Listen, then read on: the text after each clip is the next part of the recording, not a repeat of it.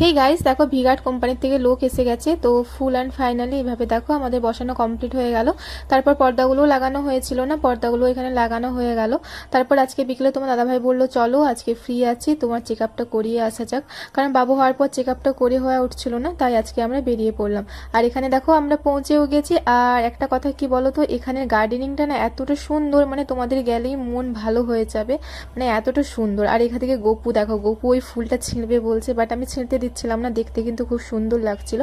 তো যাই হোক, তারপর আমার ডক্টর দেখানো কমপ্লিট হলো। আর এখানে বেরিয়ে করে দেখি বাবা আর ছেলে মিলে বসে আছে, আর এখানে গপু তো দুষ্টুমি করছে। তো যাই হোক, তারপর আমরা বেরিয়ে আসলাম। বেরিয়ে এসে আমরা একটু ট্রেন্ডসে ঢুকেছিলাম, কিছু কেনাকাটার ছিল। তো এখানে বাবুর জন্য দুটো ড্রেস নিলাম, আর তোমার দাদাভাইয়ের জন্য দুটো ড্রেস নিলাম। আর এখানে কি বলো তো, এখানে কোয়ালিটিগুলো খুব ভালো ছিল, কিন্তু অন্যান্য শপিং মলের থেকে এখানে প্রচুর কস্টলি জিনিসের দাম ছিল। তো চলো, সবাই ভালো থেকো, সুস্থ থেকো, দেখা হচ্ছে কাল একটা নতুন ভিডিওর সঙ্গে।